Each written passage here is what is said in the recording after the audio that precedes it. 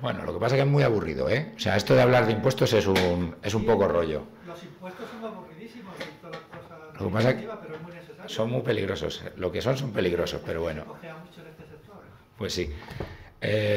Bueno, pues nada, bienvenidos chicos, muchísimas gracias por estar aquí. Bueno, muchas gracias por supuesto a la Subdirección General del Libro de la Comunidad de Madrid por dejarnos este espacio tan maravilloso que es la Biblioteca Regional Joaquín Leguina y llamada por todos Espacio El Águila. Os agradezco mucho que hayáis, en lugar de estar en el rastro, o hoy no hace día de estar en la casa de campo corriendo, parece más fresquito, que estéis aquí para que hablemos de fiscalidad. O sea, me gustaría poder decir que vamos a hablar de tebeos, pero vamos a hablar más de fiscalidad. Pero bueno, a todos os gustan los cómics y supongo que todos sois o dibujantes, guionistas o cosas parecido. Y me gustaría que fuese, aunque tengo que estar en esta parte de la mesa para que pueda grabarse todo bien, imaginar que estoy delante y que somos todos compañeros, ¿vale? Que no hay aquí una diferencia, que yo vengo a soltar un rollo y vosotros estáis ahí para escuchar nada más. Me gustaría, tenemos aquí un micrófono que nuestra azafata invisible os va a pasar, o sea que te lo voy a pasar a ti y tú se lo pasas a los compañeros si hace falta y me preguntáis lo que queráis. O sea, prefiero que sea, en lugar de contaros yo un rollo, que os hago una pequeña introducción y luego ya empezamos con las dudas, que sea eso, más una conversación entre amigos y sobre todo, pues como él ha dicho, hay tantos vacíos legales, lo que dice la agencia tributaria y la ley general tributaria lo podéis ver en el BOE, lo podéis ver en internet, en cualquier sitio. Si queréis vamos un poco más a casos, no te digo súper particulares, pero sí algunas dudas que tengáis, que yo, por ejemplo, llevo desde el año 89 peleándome con Hacienda, o sea, como asesor fiscal. Son unos cuantos años ya, y lo que pone en la ley es una cosa y lo que hacen los funcionarios es otra. Espero que no haya ningún funcionario en la sala, porque luego siempre me pasa lo mismo, me dan algún toque, pero la realidad es muy distinta a lo que marca la normativa y lo que dice la ley, y luego hay muchas ambigüedades que dependen del criterio del agente tributario, ¿no? Entonces, si queréis, arrancamos un poco contando qué somos los dibujantes de cómic, que la mayoría de casos estamos integrados dentro del mundo de los ilustradores. Yo no soy dibujante, yo hice mis pinitos cuando era chaval, como todos, en los fanzines, un desastre. Me tuve que dedicar al mundo de los impuestos porque esto no iba por buen camino. Entonces, el primer gran problema que tenemos es que nos llamamos el noveno arte y no tenemos ni siquiera un epígrafe fiscal. Estamos metidos en ese famoso epígrafe que sirve para todo, que es el 861, de artistas que dices, hay alfareros, escultores, pintores, y esto es una cosa que tenemos que intentar solucionar con la agencia tributaria. Está en trámite vía Estatuto del Artista y también la sectorial está peleando para que consigamos un epígrafe propio. Ya os digo que va a ser difícil, esto va a tardar bastante tiempo, porque aunque el Ministerio de Cultura está muy por la labor de que se subdividan una gran parte de las disciplinas artísticas, cuando llegas a la agencia tributaria tiene un criterio diferente. Para ello supone mucho trabajo porque hay que crear toda la reglamentación, la normativa y los criterios que van a seguir los agentes tributarios a la hora de llevar una inspección o simplemente una comprobación. Entonces, todo eso lleva mucho trabajo. Y no es que los funcionarios les guste trabajar, sino que tienen una acumulación de trabajo muy alta, están haciendo demasiadas inspecciones, para mi gusto, entonces están más ocupados en hacer inspecciones que en pensar cómo vamos a regular cómo funciona un ilustrador o un dibujante de cómic. Eso por un lado, que ya sabemos que es difícil. Entonces, como no estamos incluidos en un epígrafe específico, cuando llegamos al momento ese de qué gastos son deducibles, porque es lo que más os preocupa a todos, qué gastos son deducibles o no. Me he marcado la hojita porque siempre me ha hecho mucha gracia cómo lo define la agencia tributaria. Son deducibles todos aquellos gastos que estén relacionados directamente o indirectamente de forma inmediata en el futuro con los ingresos. Esto es tan ambiguo que puedes decir todo entra, y sin embargo luego la agencia tributaria dice no, porque como no está especificado en ningún sitio que el alquiler, los cómics que compráis de referencia, porque esto es algo que es muy recurrente en todos los autores de cómic. Yo tengo muchísimos autores de cómic que son clientes nuestros y algunos han tomado la decisión de decir, pues me arriesgo y compro cómic y digo que son cómics de referencia, pero luego llega la inspección y depende del criterio del inspector, hacen caso o no hacen caso. Entonces, la recomendación, hasta que no salga una normativa que recoja todo eso bien, es muy arriesgado porque es sancionado. O sea, no es solamente que te quiten el gasto, sino que te sancionan. Entonces, es un poco peligroso. Hemos entrado directo al tema de inspección, pero si queréis que vayamos por otro camino, me lo decís. Pero yo creo que lo que tenemos que ir es al rollo práctico, ¿no? O sea, si me pongo aquí a divagar de lo humano y lo divino y cómo tienen que ser las cosas, no vamos a ningún sitio. Yo creo que vamos a... Pues eso, te estoy viendo que estás haciendo así con la cabeza, digo, o ha tenido un problema con la Hacienda o crees que lo vas a tener en breve. Todos hemos tenido problemas con la Hacienda. ¿Ves? Eso es. No, pero... Al menos que tienen miedo, ¿no? Claro, por eso te digo, es muy importante que tengamos claro que Hacienda a todos nos va a tocar algún día con un palito, ¿no? Y esto sobre todo lo digo porque, y lo digo también por los ilustradores que tenemos aquí, Javier representando a PIM, todos colgáis un montón de cosas en las redes sociales. Las commission, tal, no sé qué, y siempre lo digo en todas las charlas, por favor no pongáis los precios. Por favor, no pongáis demasiada información. ¿Por qué? Porque la agencia tributaria tiene un departamento de rastreo que está vigilando todas esas cosas. Vosotros creéis que sois, a lo mejor, un ilustrador que no tiene la entidad suficiente como para que la agencia tributaria ponga el foco en vosotros, pero es tan sencillo como ellos van recabando la información. La tienen ahí, la tienen guardada, y cuando les interesa dicen, pues ahí vamos a buscar. Entonces, cuando buscan, siempre encuentran. Entonces, yo creo que tenemos que tener cuidado. Esto se llama Hacienda no somos todos, porque es verdad que Hacienda no somos todos. O sea, Hacienda son ellos y nosotros somos la otra parte. Entonces, tenemos que tener cuidado con esto, porque hay muchas veces que ponéis, voy a hacer 10 comisión para el Salón del Cómic de Granada, cada una 300 pavos. Pues la agencia tributaria dice, pues ya está. 10 comisión a 300 pavos, pues 3.000 que ingresa. En la siguiente liquidación no, lo van a dejar pasar un cierto tiempo, pero van metiendo todo ese dato en la ficha. Y si cuando tú haces tu declaración de la renta o tu modelo 130, o sea, el pago a cuenta del IRPF, no está reflejado, te van a decir, ¿esto dónde está? Es más, ahora están rizando un poco más el rizo, porque hasta ahora siempre pensabais que cuando vendéis un original, pues yo lo vendo y ya está. Están haciendo una reclamación de por qué no has liquidado el IVA. Porque cuando vendéis una obra original sabéis que tenéis que aplicar el IVA. ¿O no lo sabéis? No lo sabéis. Eso mola. Me refiero...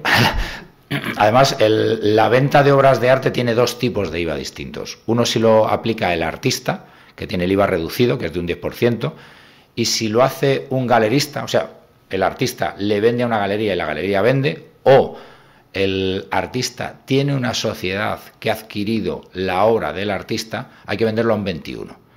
Esto lo hizo, ya no recuerdo qué gobierno, lo hicieron para bonificar a los artistas, o sea... todo el mundo tenía que pagar el 21 y de pronto dijeron, no, pero los artistas, para que sea más fácil que lo vendan, un 10. Tampoco me parece que sea el chollo del siglo, pero bueno, el caso es que al menos tenéis esa ventaja. Si vendéis directamente, tenéis que aplicar un 10%. Si lo hace un agente por vosotros, él tiene que cobrar el 21, pero vosotros le tenéis que facturar a él con un 10%. Eso siempre. Las obras de arte, os cuente lo que os cuente quien quiera, no llevan retención de IRPF cuando se venden. O sea, yo te vendo mi obra, vale 1.000 euros, le aplico un 10%, son 1.100 Santas Pascuas. Pero hay que pagarle los 100 pavos a Hacienda. Que esto es... Aquí es donde nos perdemos y se nos olvidan las cosas. Entonces, en el momento que os dais de alta en la agencia tributaria, hay que tener muy claro qué vais a hacer y cómo. Porque cuando tú haces ahí un modelito que es el del censo fiscal, que es el 036 o 37, tienes que decirle qué vas a hacer y cómo vas a trabajar. Si tu trabajo está sujeto a IRPF, si vas a aplicar IVA, si vas a hacer operaciones intracomunitarias, si tienes un local afecto. Entonces, todo esto se lo tenemos que contar. ¿Qué ocurre? Si no se lo contamos y luego hacemos operaciones con IVA y ellos se dan cuenta, nos van a sancionar. Porque el modelo no está correctamente preparado, porque no has estado presentando los impuestos durante no sé cuánto tiempo y por la cantidad de ese impuesto y la sanción que te voy a poner. Desastre absoluto. O sea, hay veces que dice, por vender un cuadro o una comisión de 300, me van a cascar un palo de 500 por todos los modelos que no se han presentado. Entonces yo creo que hay que ser un poco escrupuloso. Yo no digo que vengáis a los asesores para que nosotros tengamos más trabajo, no, pero tened cuidado cuando lo hacéis, y para eso hay asociaciones profesionales y un montón de gente, es la sectorial del cómic y tal, para canalizar un poco y daros algunas instrucciones, algunos tips para que no caigáis en las redes de Hacienda solamente por desconocimiento, porque como sabéis, el desconocimiento no exime de culpa. Entonces la agencia tributaria dice, no hombre, pero todo esto está en la ley. Ya la ley no hay Dios que la entienda. O sea, me refiero, yo soy profesional de esto y hay veces que salen modificaciones a la normativa y digo, me lo voy a leer otra vez, no me he enterado de nada. Y en muchísimos casos, cuando algún cliente tiene una respuesta a un recurso, o sea, Hacienda te manda un requerimiento, hacemos un recurso, sale la respuesta y el cliente nos llama y dice: Emilio, no sé si hemos ganado o hemos perdido. Veo todo el texto y porque parece que nos están dando la razón y luego dicen: tiene un periodo de 30 días para presentar alegaciones y tal. Dice: pues si he ganado, ¿por qué voy a presentar alegaciones? Bueno, pues esto es cómo funciona la agencia tributaria. Bueno, cómo funciona toda la burocracia de este país, que eso es otra de las cosas que estamos intentando, entre todos los colegios profesionales, hacer que el lenguaje burocrático sea un poco más friendly con el ciudadano, ¿no? Porque es que es prácticamente imposible. Hay un libro súper chulo de Mauro Entrialgo, que no me acuerdo exactamente del nombre, pero es como lo que pone en el BOE, la traducción en imágenes y en texto real, ¿no? Es súper interesante porque dices: madre mía, es que hablan súper raro. Él lo ha hecho en clave de humor y claro, es muy divertido porque Mauro es uno de los tipos más graciosos de este país, ¿no? Pero bueno, siguiendo con esto, porque me reconducís cuando sea, porque yo me pongo a hablar y algo pasa. Diccionario ilustrado BOE español se llama. Diccionario ilustrado del BOE español de Mauro Entrialgo. Y una periodista que no recuerdo cómo se llama. Eva Belmonte. Eva Belmonte, que además ella es una periodista política. Entonces conoce muy bien todo el lenguaje este burocrático y aristocrático casi que tiene el BOE. Lo que os decía, lo más importante, nos tenemos que dar de alta correctamente, y ahí viene otro de los grandes problemas que en el Estatuto del Artista también se está tocando. Tú cuando haces una obra, hay veces que coges y empiezas a recabar información cuando estás preparando la producción. Si no te das de alta, esos gastos, la agencia tributaria te va a decir que no son deducibles. ¿Por qué? Porque no me he dado de alta. Si te das de alta, siempre pensáis: me tengo que dar de alta en Hacienda, tengo que presentar el impuesto trimestralmente, tengo que pagar a un asesor y además, como me tengo que dar de alta a autónomos, voy a tener que estar pagando pasta. Error. No es así. O sea, hay otras vías. O sea, y me encanta porque te veo, es que estamos como en el cole. O sea, eres el alumno aventajado, estás apuntando. Digo, joder, esto sí que mola. Tengo ya. Muchas gracias. Hay un sistema que es hacer una declaración previa al inicio de actividad, que no obliga ni a presentar impuestos, ni siquiera obliga a darse de alta autónomo. Esta es una de las partes que hay dentro de la normativa legal que no utiliza casi nadie. Y yo creo que es un recurso muy bueno porque todas las facturas que tú vayas recolectando durante ese periodo de tiempo serán deducibles en el momento que te des de alta en la actividad. Pero la agencia tributaria ya lo sabe. O sea, tú le dices: he comprado un ordenador, he hecho un viaje a donde sea, si nos admiten el viaje, porque esto ya es otra historia, y un colaborador me está haciendo la página web. Pero es que yo no voy a empezar a trabajar como ilustrador, o no voy a lanzar mi crowdfunding o lo que sea con mi página web hasta el mes de octubre, pero empiezo a trabajar en marzo, que esto ocurre muchísimo. Si hacemos eso, damos una declaración previa al inicio de actividad, luego podremos deducir todo ese IVA y todo ese gasto. Si no lo hacemos, la agencia tributaria tiene clarísimo que coge el modelo 036 y dice: tú has empezado el día 1 de octubre, las facturas que tengan fecha del 1 de octubre hasta diciembre te las reduzco. Las anteriores, cuéntame lo que quieras, pero tú no estabas dado de alta en actividad. Esto también es muy importante, esto es caso práctico puro y duro, porque esto en la teoría nunca te lo cuentan, pero esta es la realidad. Cuando vas a la agencia tributaria, pues es verdad, tienes razón, yo te doy de alta, no pasa nada. Eso no obliga a darse de alta autónomos. Lo que pasa es que no lo puedes hacer 20 veces al año. O sea, hay que hacerlo y sobre todo hay que, como siempre, tiene que estar sustentado con un razonamiento en caso de comprobación, porque comprobaciones hay. Siempre que te sales de la norma habitual, la comprobación de la agencia tributaria y de la Seguridad Social es muy habitual. Entonces lo que hay que hacer es preparar la documentación para que en caso de que te llamen, decir: pues mira, es que yo hice este proyecto, lo presenté además a un ministerio, a una editorial, no sé qué, me dieron una medio conformidad y yo me puse a trabajar. Pero claro, como sabía que iba a generar todos estos gastos, necesito estar cubierto, porque si no sería un acto de injusticia fiscal. O sea, si todo esto es un gasto que, como dice la ley, está relacionado directa o indirectamente con la formación de los ingresos, lo que pasa que extemporáneamente, o sea, yo me he dado de alta en una fecha, pero para producir un libro o una película, ya que está aquí Ángel también, dices, tú empiezas mucho antes a trabajar en ello. tiene que ser posible que lo deduzcas, porque además la propia reglamentación lo pone, aunque lo ponga de una manera ambigua, lo pone. Entonces yo creo que es importante que lo hagáis. Muchas veces creéis que estáis mucho más indefensos de lo que estáis, y realmente existe esa posibilidad, ¿no? Entonces yo creo que hay que aprovecharla. Y sobre todo os preocupa mucho el tema de autónomos siempre. Secretaria, por favor, coge esto que tenemos allá, Ángel, que lo necesita.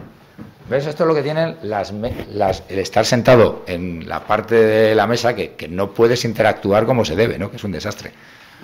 Venga, Ángel, tú no eres dibujante de cómic. Dale al micro. Sí.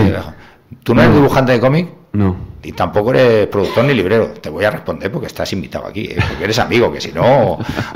Venga, dime. Mira, y entonces, ¿en qué momento te decides darte alta autónomo? Es decir, tú tienes ese proyecto que claro, en un momento dado empiezas a comenzar porque no sabes cuándo, a lo mejor tienes un crowdfunding o tienes una cosa, y vas... ¿En qué momento empiezas a tributar a la seguridad social? Lo recomendable es, si vas a tener colaboradores, en el momento que tengas colaboradores, lo digo porque cuando tú tienes un colaborador, o bien le das de alta en seguridad social, o bien te está facturando con retención de IRPF. Si te está facturando con retención de IRPF, surge el problema que su factura de IRPF él la declara trimestralmente. Si tú dejas pasar varios trimestres, la seguridad social no, pero la agencia tributaria va a decir: aquí hay un señor que dice que tú le estás reteniendo un 15% y tú no estás pagando ese 15%.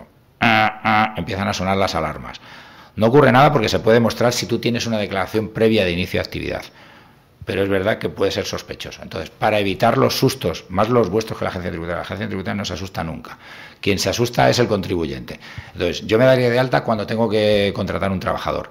No tengo que contratar un trabajador, entonces lo voy a hacer cuando voy a lanzar la producción realmente.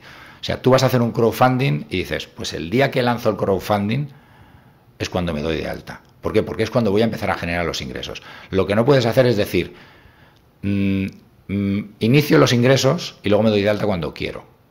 Lo puedes hacer si quieres, pero eso está fuera de la ley. Y si no hay un crowdfunding, simplemente estás creando un libro y lo acabas y ahora empiezas a buscar editor, a alguien que te lo edite, lo que sea, pero has estado un año entero trabajando en ese libro. Lo malo, cuando el periodo de tiempo se extiende demasiado, es que cambias de un ejercicio fiscal al siguiente.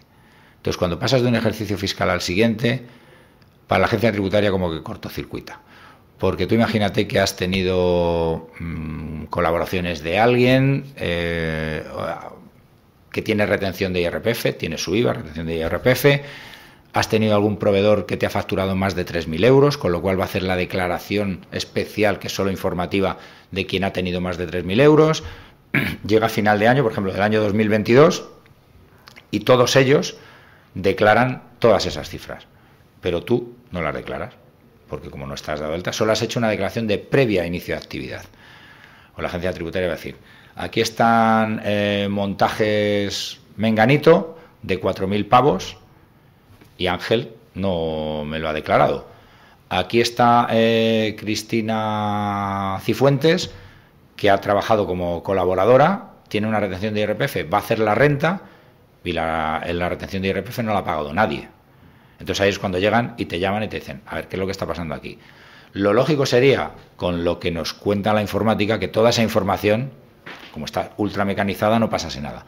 Pero la experiencia personal es que os llaman siempre. Entonces la recomendación es que, aunque tenga que ser demasiado programado, que nunca saltéis de un año fiscal al siguiente.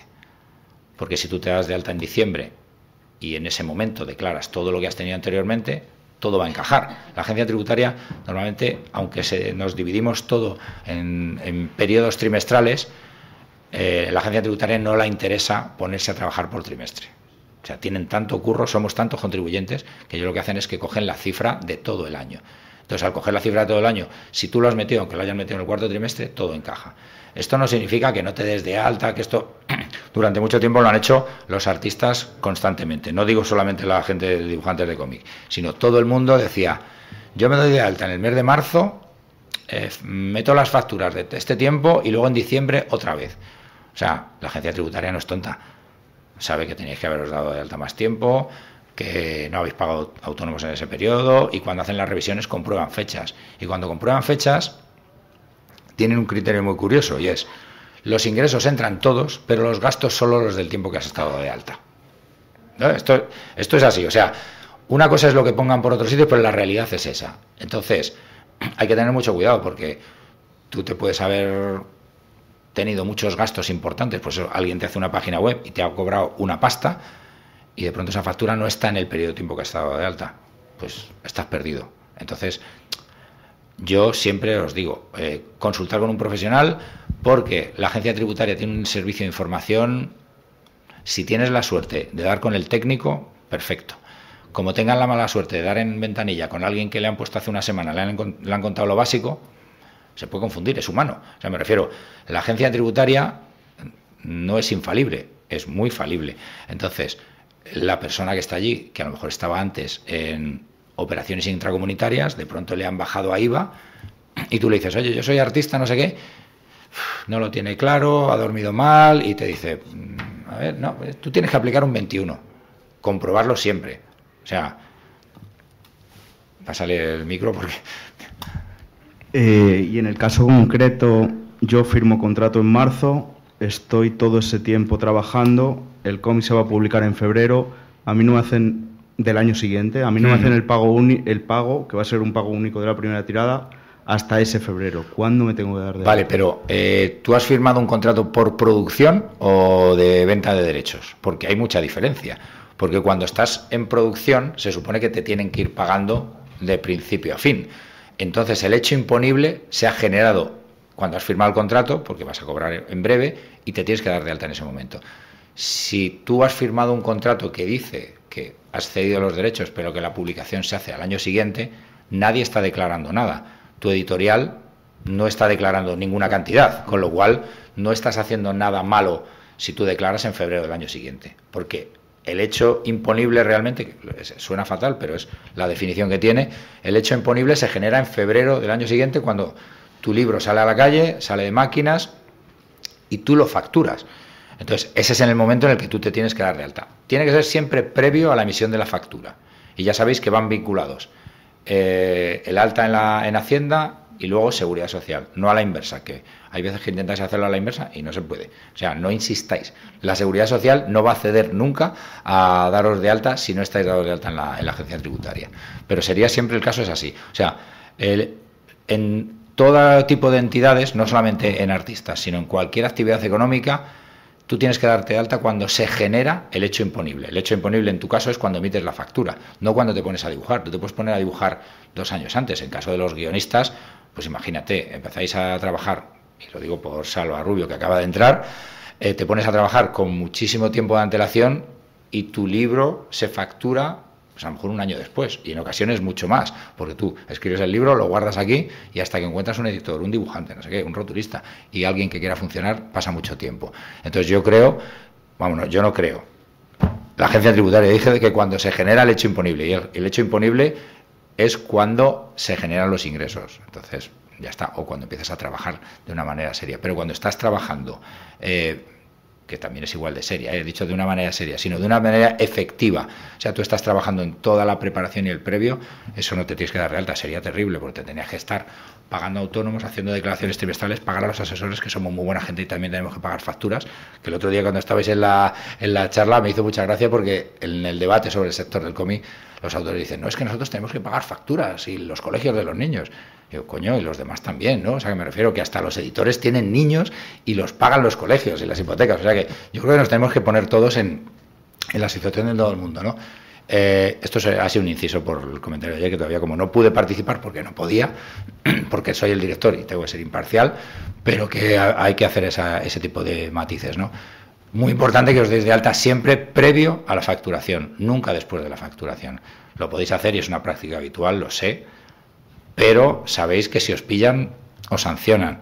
Y el truco de modifico la fecha de la factura porque no lo van a cruzar con el contrario, os digo que hay las grandes entidades, o sea, las grandes editoriales, ya están informando a la agencia tributaria por el sistema de información directa, o sea, por el SI.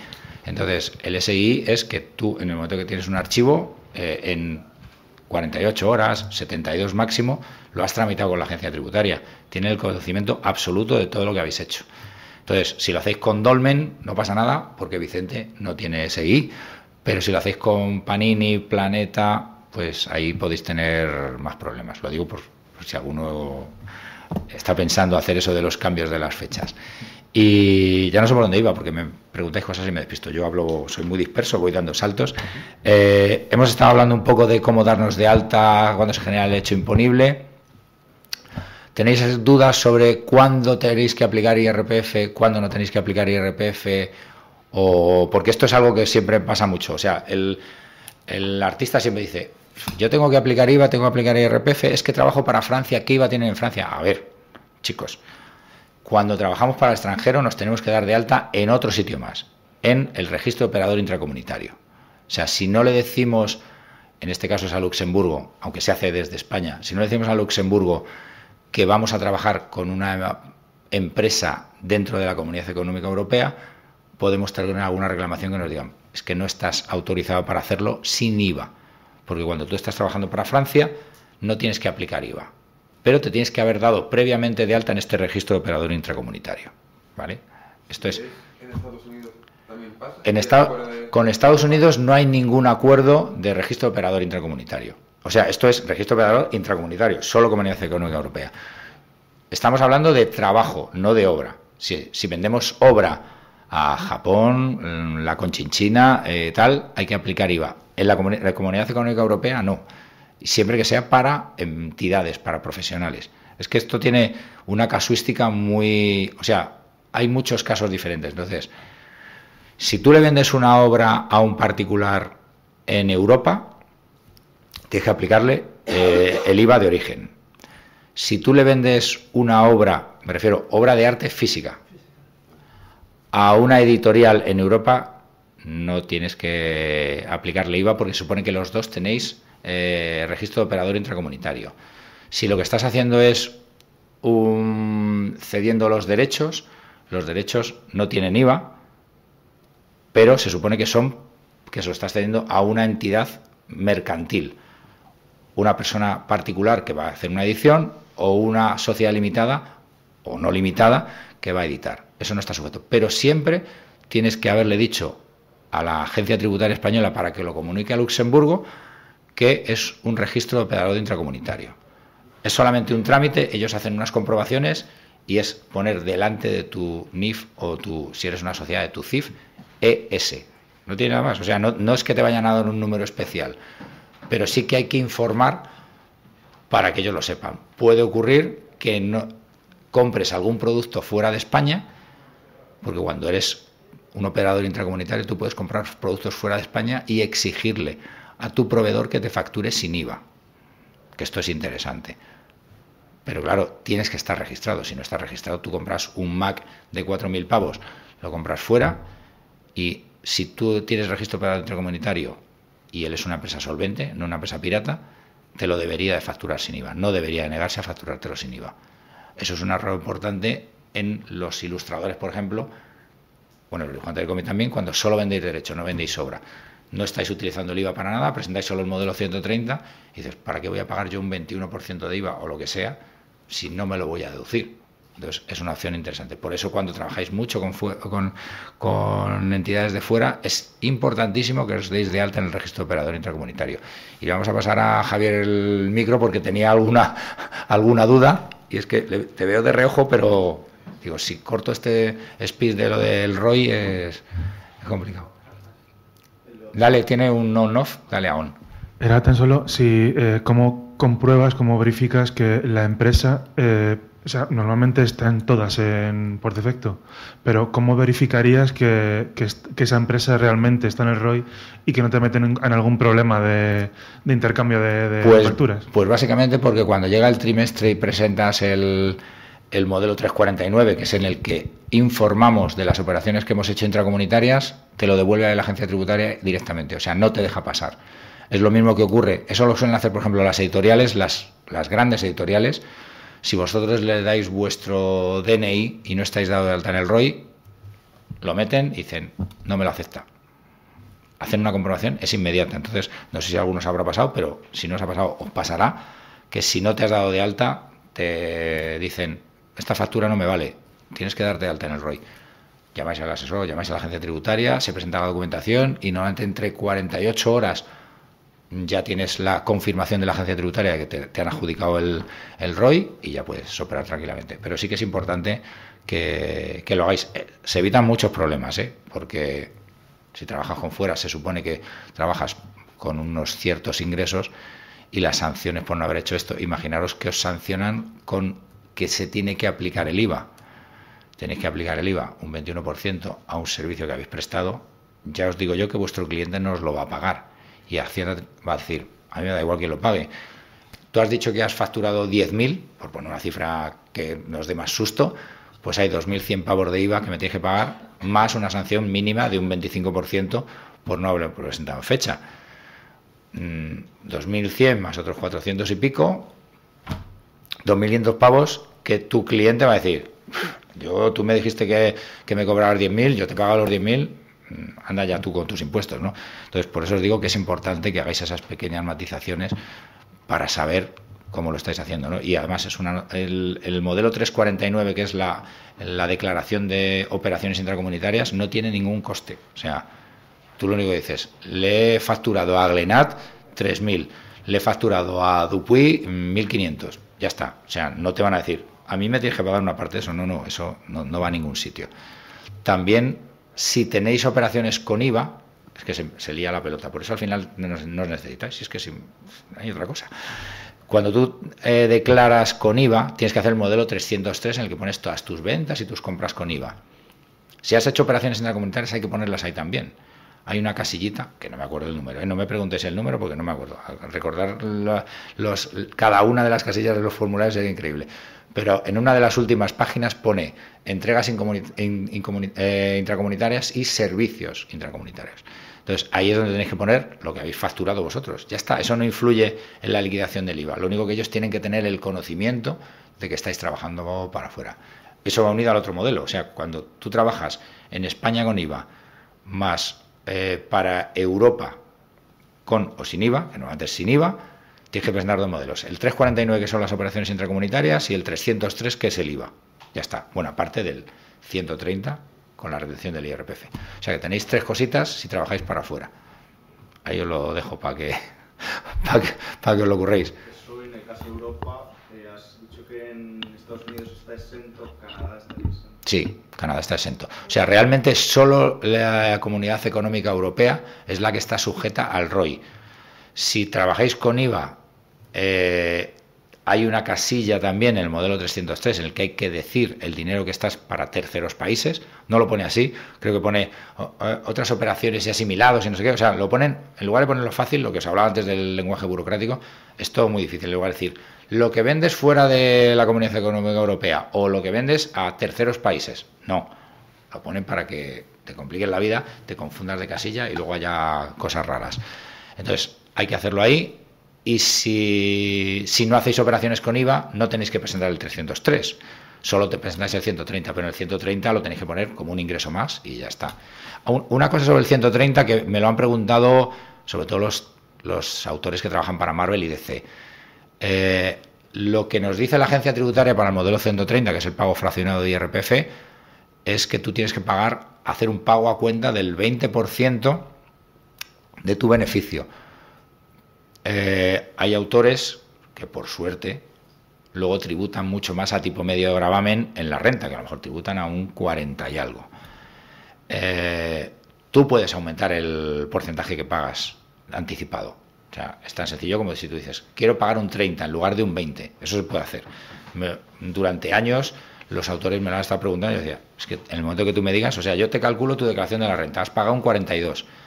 ¿Quieres tributar un 30% cada trimestre? Pues yo te lo pongo, porque luego no te va a dar el susto, porque es muy triste que los autores están pagando, hoy pago muchísimo al trimestre y tal. Cuando pagas el último trimestre, el cuarto trimestre del año, dices, con esto ya se acabó todo. Luego llega la renta y toma, 5.000. Entonces, hay gente que lo que hacemos es anticipar eso, ¿no? Yo siempre recomiendo que hagas un cálculo en tu declaración de la renta, viene el tipo medio de gravamen que se te ha aplicado, es una de las casillitas de abajo, y pone el 32, el 21, el 17. Calcular que si eso está muy por encima del 20% que pagamos en el 130, vamos a tener un susto en el mes de junio. Hablarlo con vuestro asesor o con vosotros mismos, con la almohada, y decir, pues coño, si pago un 32, pues a lo mejor me interesa pagar un poco más trimestralmente. Quien no se organiza, porque hay otra gente que tiene un depósito como fiscal y va guardando ahí dinerito, y cuando llega la declaración de la renta, pues tengo dinero y encima la mayoría de veces me sobra, porque siempre haces el cálculo un poco al alza. Pero bueno, eso ya depende de lo que quiera hacer cada uno. Y no sé por qué me pongo y... ¿Qué más? ¿Dudas? ¿Quién tiene dudas? Por ejemplo, Pasarle el micrófono que no se nos graba.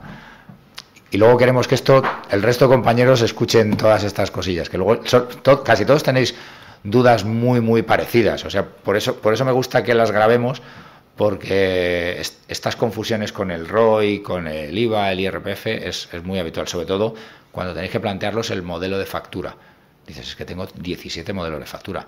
Para empresas internacionales, para empresas intracomunitarias, para particulares intracomunitarios, para venta de obra, para venta de derechos, no sé qué, y cada una con esas variaciones. Yo entiendo que es un jaleo y la agencia tributaria no ayuda un pelo. O sea, la agencia tributaria no se echa una mano en eso. Tú tienes un poco de confusión y no te aclaran. Pero venga, tu pregunta. he escuchado que para hacer una factura no tienes que estar con el autónomo sí. Siempre. Según si es vale. el salario. Vale, sí, el salario mínimo interprofesional, vale. Del año. ¿Sabes lo que Sí. A ver, esto pasa mucho a los ilustradores y a los dibujantes del cómic. Como los ingresos anuales no son todo lo potentes como para poder pagar 200 y pico pavos todos los meses, os intentáis estar en un perfil bajo y serpenteando un poco para no pagar mucho a autónomos. Hay unas cuantas sentencias del Tribunal Superior de Justicia que dice que si estás por debajo del salario mínimo interprofesional no hay obligatoriedad de darse de alta en autónomos, ¿vale? Lo que sí que hay que hacer es pagar los impuestos. O sea, tú emites la factura y en la declaración de la renta tienes que incluirlo todo. Si tienes IVA tendrás que hacer la declaración de IVA, pero un poco como que se exime la obligación de darte de alta a autónomos.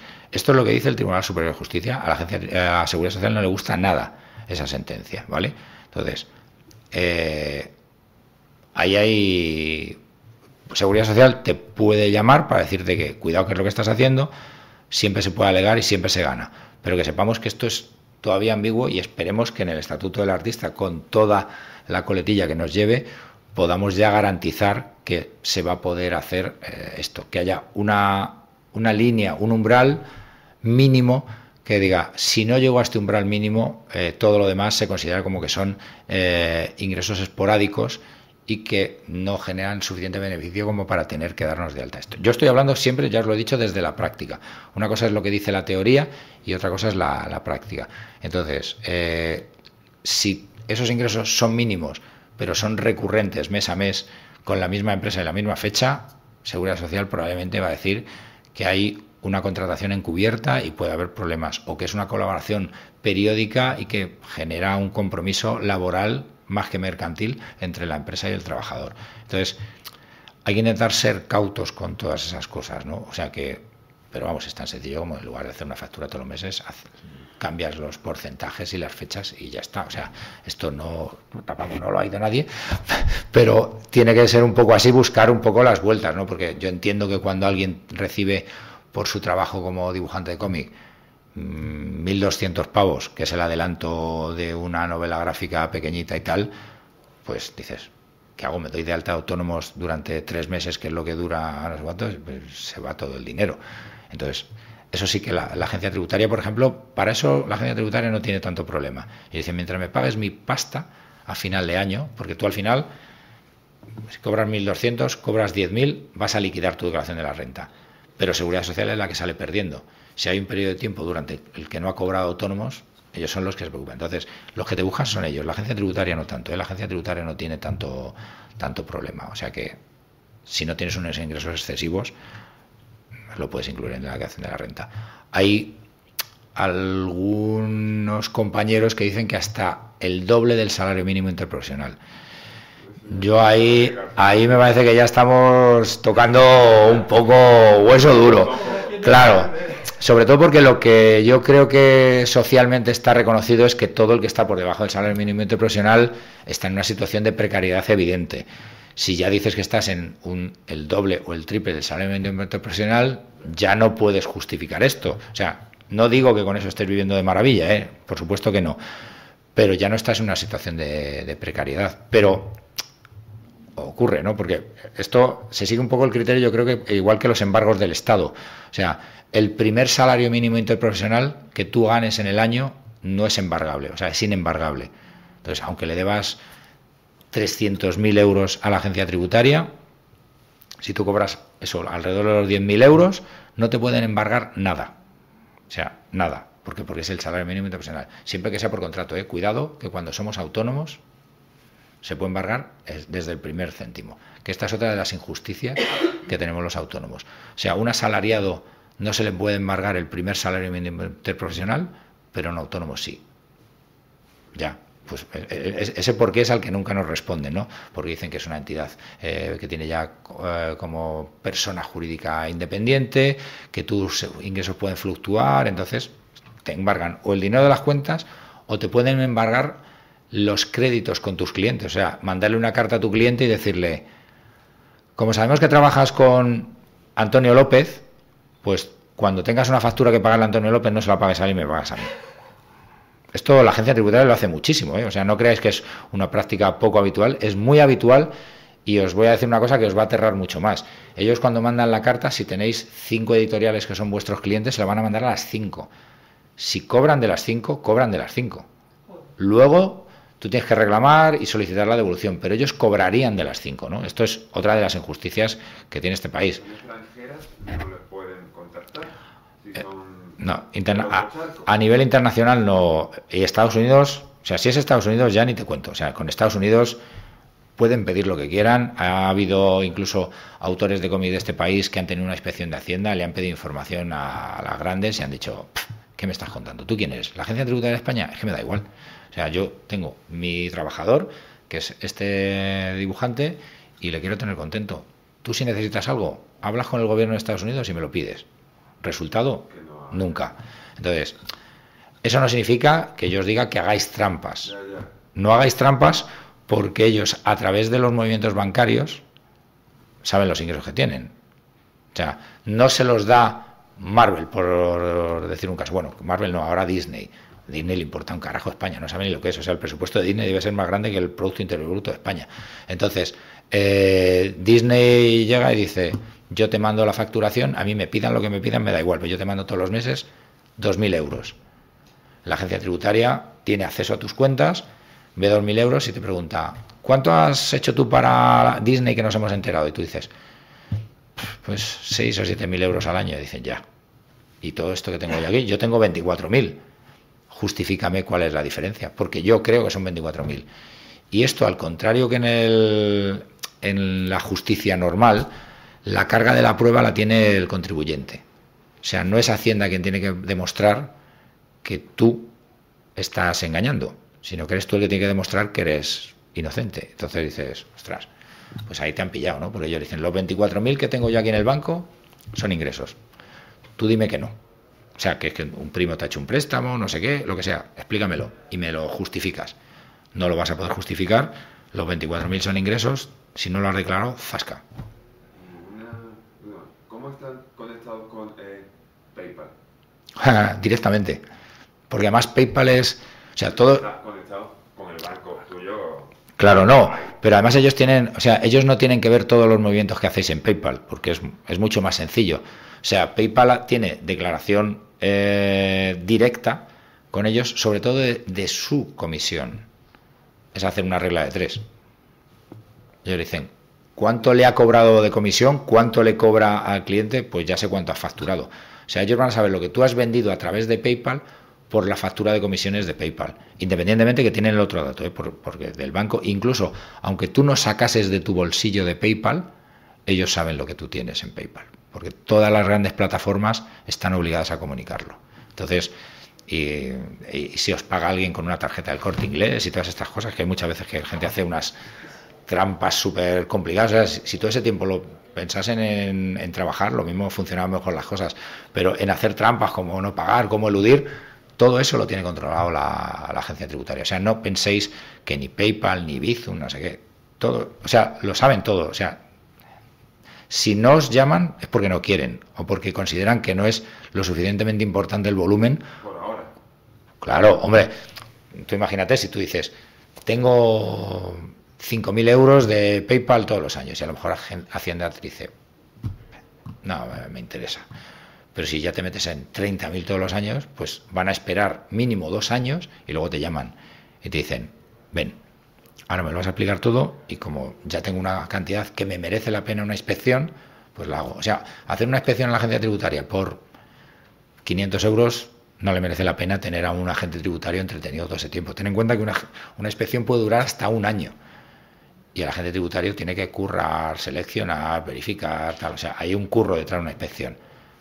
Para 4 duros no lo merece la pena, o sea, merece la pena. Por eso las inspecciones normalmente no son de 1 año. Te mandan una cartita diciéndote, hay algo raro en este año, y eso provoca que luego te digan, de los 2 años o anteriores o siguientes, te voy a hacer una inspección, porque hacer un pack de 1 no merece la pena, entonces siempre hay que ir a un pack doble. Yo veo que viene por aquí Edu, es que no sé si que me estoy yendo de tiempo. Si estás contento, te lo No, si son ellos los que tienen que estar contentos. Yo aquí estoy en casa, yo no tengo problema. Sí, ya sé que te enrollas. Voy a hacer no sé si Está apagado, ¿no? es que no veo sin gafas, entonces ¿quieres tú que sí está apagado? Ahora. Una consulta no sobre la agencia tributaria, sino sobre la seguridad social. Ya. Yo estoy más flojo en seguridad social, pero bueno, sí. Pero escucha, tú pregúntame, vale, es que tenía a lo mejor que haber venido con una compañera que es experta en seguridad social. Bueno, pero es pura curiosidad, tampoco. Sí. Bueno, de hecho, tendría que ir a un asesor y que me informe como es debido. Tiene que ver con la prolongación de la vida profesional cobrando la pensión. Yo sé que ya hay leyes que te permiten en parte poder cobrar, no sé hasta qué cantidad, pues al menos por encima me puedes comentar algo al respecto. Hay varias fórmulas, o sea, los derechos de autor son compatibles con la pensión y lo que hace mucha gente que quiere seguir trabajando, porque los derechos de autor se supone que no es que tú estés trabajando, sino que has trabajado anteriormente y que ahora estás cobrando, ¿no? Esto ya se ha conseguido que esté más o menos regulado. Pero la parte de cobrar pensión y seguir trabajando es donde está el problema. Entonces lo que se hace es acogerte a un sistema de pensión parcial. Entonces te acoges, cobras parte de la pensión y puedes trabajar un poco, que ahí todo el mundo se excede y trabaja más de lo que permite la ley. Pero bueno, tampoco están siendo demasiado salvajes en el control de eso. Pero lo cierto es que, claro, si reduces al 50% la pensión de un autónomo, pues es que es triste. O sea, no da ni para... Ese es el problema. A mí se me plantea, es un caso... para comer macarrones todos los días. Que me afecta directamente. Yo ya este año tendría que estar jubilado. He retrasado la jubilación porque estoy trabajando. Tengo un contrato con Dupuy, yo no he acabado todavía. Tengo 1 año de trabajo por delante, pero el editor ya me ha propuesto 2 libros más. Pero no sé hasta qué punto, y eso que pagan bien, que Dupuy es de las que mejor pagan. Sí. Pero a pesar de eso... no sé si casi me tiene más cuenta. Bueno, ya lo consultaré, evidentemente, si quieres jubilarme, aunque mi pensión no sea muy alta, pero bueno, si quieres luego a lo mejor hablamos, pagar seguridad social, cobro mi pensión a seguir trabajando, porque claro, yo no voy a vender 100.000 ejemplares ni 200.000 ejemplares. Ojalá te habríamos puesto un altar aquí, porque serías el no clon de Paco Roca. Claro. Entonces yo no sé si decir, vale, me hago esos 2 libros más, total, retraso de nuevo mi pensión, pero voy a salir prácticamente, a lo mejor un poquito más que pero si a eso añado que tengo que seguir pagando seguridad social, tal y cual, a lo mejor casi ni me interesa. Tiene que ser que es que yo sea muy trabajador y pero es que yo ya he trabajado que te guste mucho. Si no tienes muchas ganas de trabajar, yo te diría que te jubiles y ya está.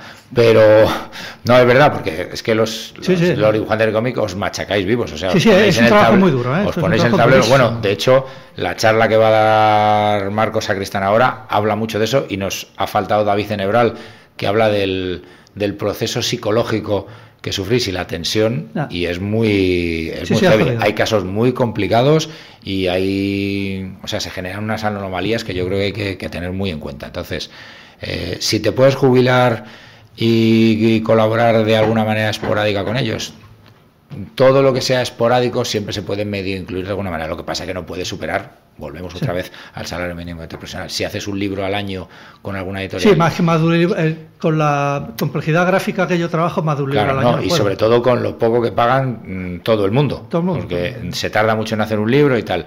Si tú lo que vas a facturar eso, 1.000, 2.000, no sé qué, o sea, cifras que son más o menos asumibles. Hasta ahora la Seguridad Social no está retirando la pensión a nadie. Distinto es que me digas, no, pues es que yo cada vez que hago un libro me saco 15.000 pavos y luego además hago originales físicos y los vendo, no sé qué. Claro, pues ten cuidado porque entonces estás perdido. Mi problema es que yo he empezado muy tarde en esto del cómic, porque yo me he dedicado a la animación toda mi vida, ha sido casi un regalo. Claro. Un regalo me refiero a casualidad, unos amigos, oye, que tú, que tal cual, y me está yendo mejor de lo que yo jamás había imaginado, porque yo ya no pensaba dedicarme al cómic, porque toda mi vida he estado en la animación y muy bien. Y muy a gusto y con éxito en todos los sentidos.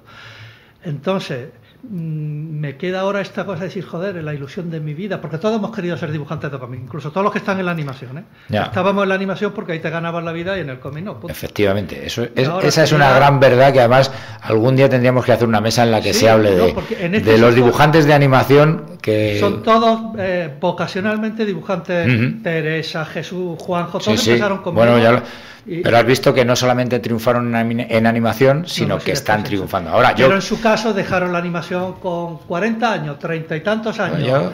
Quiero decir, de unos y otros. Yo los he tenido en mi estudio a todos y se ha quedado... Bueno, de todos modos, este año el premio nacional se lo tiene que llevar Teresa. Sí, lo dejo aquí porque se lo tiene que llevar Teresa. Aquí tenemos uno de los del jurado. Te vamos a chantajear y Teresa también todavía ha empezado con el cómic a una edad en la que se puede... Aunque ya era una adulta, lleva una carrera en animación todavía. Pero a mí es que yo tenía 60 y casi que 64 años, 63 y pico, cuando me llama un editor y me pone esa posibilidad.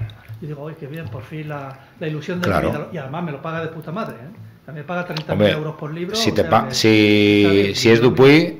Por eso te digo, me lo paga. Yo no tenía ahí quejas de ningún sentido. Además me deja que lo haga a mi ritmo. Pero el problema es que mi ritmo es que no tengo tiempo. Porque me tengo que jubilar año y medio después, 2 años después. Lo retraso, pero... Dice, y ahora te dice, oye, que muy bien, que aquí están encantados, que pero quisiera 2 libros más. Jubílate de la otra actividad que tienes, quédate solamente dibujando cómic. Pero yo al jubilarme de la actividad de animación me puedo jubilar ya. Pero ¿puedo compatibilizar mi pensión con una...?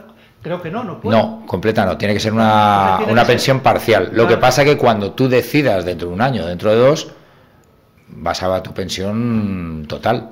Sí, ya lo sé, pero ¿y si me muero antes y dejo Hacienda con todo lo que yo he pagado toda mi vida? Es que ahí está también... Es que tenemos que cambiar el concepto. Siempre nos creemos que lo que estamos cotizando y tributando es una hucha, y no es una hucha. O sea, no es una hucha, es un derecho que tenemos.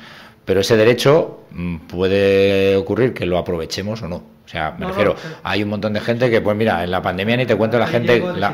Claro, me refiero... Lo que quería es saber eso, que creo, he oído, tengo que ir a informarme, evidentemente. Sí, yo de todos modos, luego si quieres, charlamos un minuto o te doy el teléfono a la oficina y hablas con la experta de laboral que te lo dice en 2 minutos. Es una decisión importante, decir, porque igual lo que me conviene, porque es verdad que se acumula, son muchos años, un cansancio que tú dices, todavía hay que ver la ilusión de mi vida, todavía estoy joven, fíjate. Esto pasa mucho y ha pasado con grandes autores y sigue estando con muchos grandes autores. O sea, me refiero que todos nuestros autores que tienen más de 70 años ahora están compatibilizando en la mayoría de los casos las pensiones con la facturación.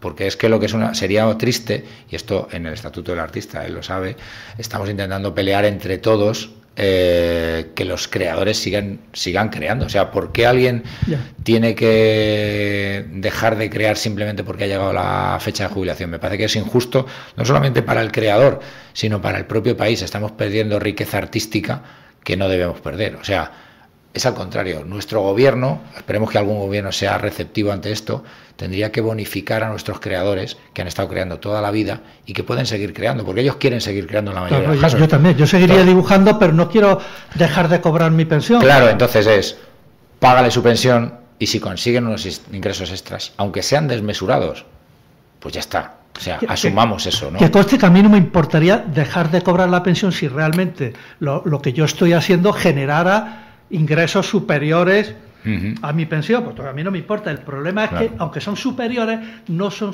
suficientemente, creo yo que no van a ser suficientemente superiores como para merecer la pena entre estar tumbado en la playa, que ya me como dicen en mi pueblo, ya me pertenece, ya me corresponde. Claro, eso es normal. Claro, creo que es una actitud lógica, ¿no? De que se plantee este tipo de dudas, ¿no?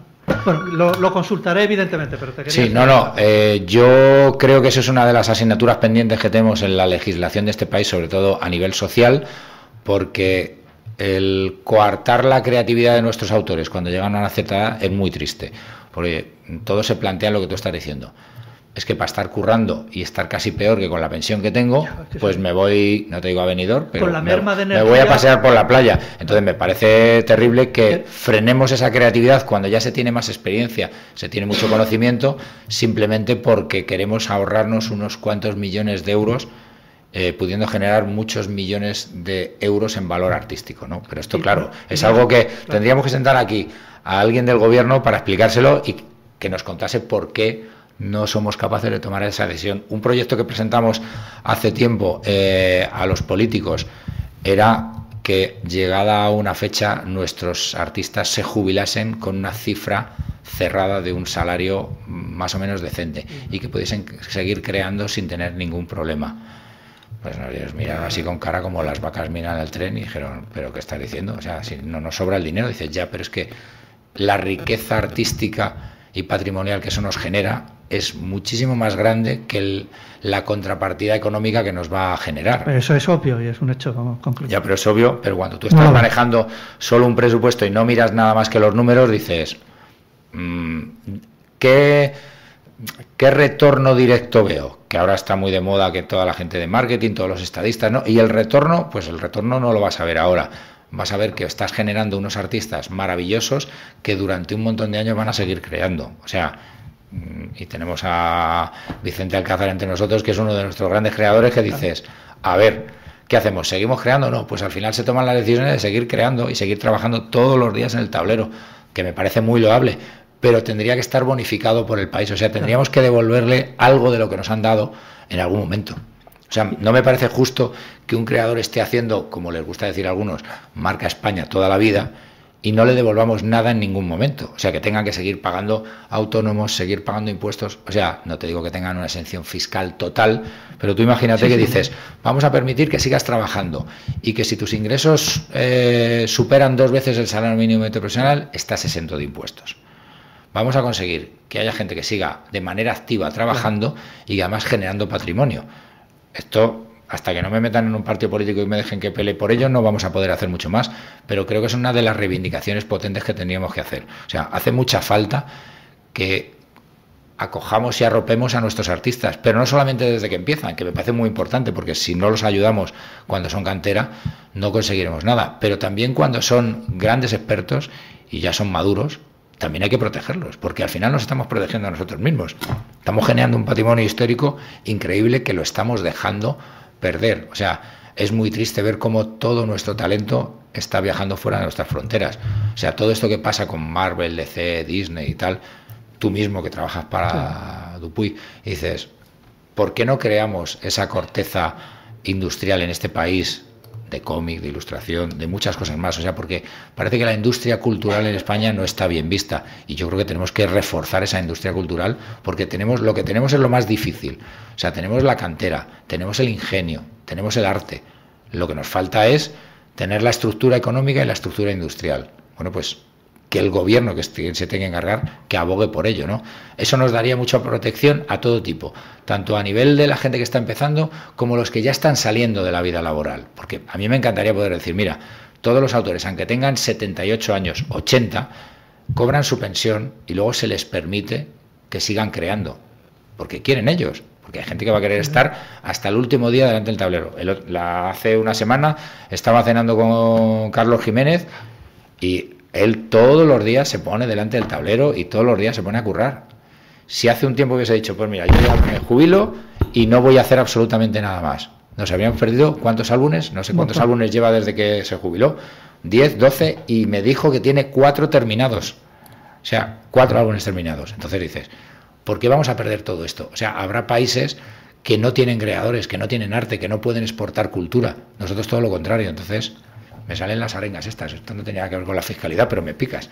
Me chinchas y luego me sale todo esto. ¿Ves? No, pero sí. La culpa la tienes tú. Ya. Que no puede ser. Que me pincháis y me pongo a hablar y no me van a dejar ni la biblioteca. Menos mal que en la biblioteca me dejan. Ya me están haciendo señas y todo que corte. Pero que esto, yo creo que tenemos que proteger a nuestros artistas, hay que ayudarlos, pero tiene que ser el Estado. O sea, y además no es la agencia tributaria, nunca lo va a hacer. O sea, no pensemos ni que la Seguridad Social ni la agencia tributaria lo va a hacer. O sea, esto si no viene de arriba y alguien dice, hay que proteger nuestra cultura, hay que potenciar la cultura. O sea, llevamos desde que Velázquez pintaba como pintaba, que tenemos grandes artistas. Nunca los hemos ayudado demasiado. Pues a lo mejor está llegando el siglo XXI ya con un poco más de fuerza y hace falta que lo empecemos a hacer, ¿no? Me parece que es importantísimo que los gobiernos tomen medidas en estas cosas que son el proteccionismo artístico, pero sobre todo desde la practicidad. O sea, bonifícame en Hacienda, bonifícame Seguridad Social, hazme pensiones razonables. O sea, todos los autores y todos los autónomos lo que hacen es pagar la cuota mínima en la mayoría de los casos. Cuando llegáis a cobrar, o llegaremos a cobrar, porque yo también cobraré algún día, pero si no nos hemos arruinado antes, vamos a cobrar 500 euros, 800 euros. O sea, ¿quién que haya estado generando riqueza para este país? Porque al final no solamente es que para su bolsillo se lleve riqueza, sino está generando riqueza artística e histórica, se merece solamente 800 euros. O sea, me parece muy triste que todos nuestros creadores tengan eso. No, que han podido ganar mucho dinero antes, que tienen obra, no sé qué. Ya, y el que no, el que solamente ha estado trabajando para una gran editorial, como hacía la gente de Bruguera, todo el día en el tablero currando como un campeón, llegas, te jubilas con 800 y pico euros. Luego hay sectores que están sobreprotegidos, por ejemplo, el cine. Yo lo digo porque yo toda mi vida la he hecho en cine, pues en animación, pero en cine. Y ahí hay dinero en ayudas que ni te cuento, ¿eh? Ni te cuento. Te mira de reojo Ángel, así como diciendo, ¿cómo que el cine? ¿Cómo que el cine? Sí, no. Sí, eso es otra conversación, no, nos vamos a hablar. Ya, lo que pasa es que a nivel mediático no compares. A unos sí y a otros no, porque una cosa tiene glamour, pues a lo mejor tendríamos que pasearnos desnudos los dibujantes de cómic por las calles. Ya, pero hacer algo para crear glamour. Te voy a poner un ejemplo fácil. Si en esta sala estuviese Almodóvar, ahí entre... Esto estaría así. Tenemos a Vicente Alcázar, el primer dibujante español que trabajó en DC y uno de los grandes creadores, Jonah Hex, no sé qué.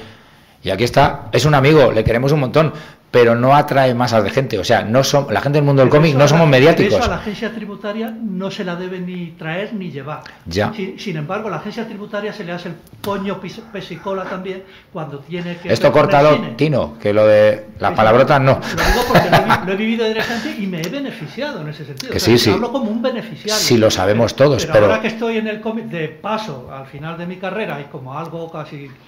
Pues veo que los dibujantes de cómics están desamparados. Esto pasa siempre. Javier Sierra acaba de lanzar La Pirámide Inmortal con Norma, con Cés Dalmau de dibujante, y es amigo de hace un montón de años y me decía, es que no entiendo ni los números ni cómo funciona esto. O sea, no tiene promoción, nada. Dice, lo hacéis por amor al arte. O sea, esto no... O sea, evidentemente esto es vocacional absoluto. O sea, la gente que le gusta el cómic lo hace porque le encanta, pero no porque se pueda vivir de una manera holgada. A lo mejor los que trabajan para Estados Unidos están un poco mejor, pero no es algo que como el cine, la pintura, la literatura funcione perfectamente. Yo que se gane más o menos dinero en un sector o en otro, eso tiene que ver con el interés del público, que es el que lo compra. Sí, pero también la repercusión. A la protección oficial desde un punto de vista crematístico, económica, que se presta a determinados sectores, hay una injusticia flagrante, hay un agravio comparativo tremendo. Sí. Y que conste que lo digo a alguien que un recién llegado, bueno, como aficionado de toda la vida, por supuesto, pero como profesional de 2 años. Es decir, yo en el mundo en el que me he movido, que también es como dibujante y como, en fin, he hecho más cosas, pero... Acércate el micro que lo mismo no te oye bien. En el sector del cine, aunque sea la animación, pero somos dibujantes al fin y al cabo, hombre, hay muchas ayudas para hacer películas. Esas ayudas sí, se las lleva el productor, pero se hace la película y cobra todo el mundo y se cobra muy bien. En cómic no hay ningún tipo de protección económica. Bueno, aquí no ganan dinero ni los editores, ni los profesionales, ni los dibujantes, ni los guionistas. Entonces, en eso es en lo que estamos. La sectorial del cómic está trabajando muy duro para que haya ayudas, para que cuando haya ayudas al libro sean del libro y el cómic, que haya ayudas específicas para el cómic. Probablemente hemos sido, y es una culpa nuestra, del sector del cómic, que no hemos sabido organizarnos hasta ahora. Ahora se está tomando una decisión histórica, que es ir todos unidos a negociar las cosas y a contar, y yo creo que esto, lo que el cine hizo hace 40 años a lo mejor, el cómic lo está haciendo ahora, pero la ventaja es que lo estamos haciendo ahora, podríamos no hacerlo nunca y eso sería terrible. Entonces, como lo estamos haciendo ahora, yo creo que es una fiesta, tenemos que celebrarlo. Lamentar no nos sirve de nada, no, desde luego. Lo que tenemos que hacer es empujar todos hacia adelante y unir fuerzas. Lo que no tiene sentido es que nos separemos o que haya piques. El cine lo hizo muy bien cuando hizo la Academia del Cine, el cómic lo intentó hace 15 años y casi nos cortan el cuello. Lo hemos estado intentando durante estos 2 últimos años, parece que ahora nos está saliendo un poco mejor y yo espero que funcione. El ejemplo que ponemos siempre es el cine y los videojuegos. Tanto el cine como los videojuegos se han unido perfectamente, han creado un canal de comunicación con el Estado y con la industria que ha funcionado muy bien y nosotros tenemos que seguir esa estela. O sea, queremos tener autores que cobren salarios dignos, editores que tengan una industria fuerte, distribuidores que funcionen, una red de librerías que es el orgullo de muchos sitios, porque el otro día hablándolo con los políticos lo decíamos, tenemos 300 librerías especializadas de cómic en España, o sea, es que esto no es moco de pavo, o sea, es algo importante. Entonces, ¿qué otra disciplina artística tiene tantas librerías especializadas? Prácticamente ninguna, ¿vale? Pues pongamos en valor todo esto, o sea, tenemos que dar un poco ese do de pecho, y creo que... Y una concienciación por parte de los profesionales que veo que no están muy concienciados, ¿eh? Bueno, cada vez los profesionales están más unidos, demasiado individualistas, son más profesionales y así no se va a ninguna parte. Ya, pero eso es algo que es un aprendizaje poco a poco que nosotros intentamos. Sí. Nosotros hacemos pedagogía todos los días, pero es muy difícil. O sea, me refiero, el estar sentado en un tablero, tú lo sabes perfectamente y lo saben todos ellos, estar sentado en un tablero 12 horas al día, 14 horas al día, tú solo, te hace pensar que prácticamente tú debes de estar solo en el mundo. Ya. Entonces, hacer que toda esa gente socialice, pues es imprescindible que hagamos estos encuentros, salones de cómic y cosas de ese tipo para que la gente... Y os voy a dar las gracias por vuestra asistencia, pero nos tenemos que ir porque ya me están haciendo todas las señas del mundo. Es un clásico en mí porque hablo, ya habéis visto, tengo incontinencia verbal, pero espero haberos aclarado dudas. Sí, voy a estar por aquí, si tenéis alguna duda personal la podemos solucionar sobre la marcha. Bueno, solucionar, os daré mi opinión y nada, chicos, muchas gracias.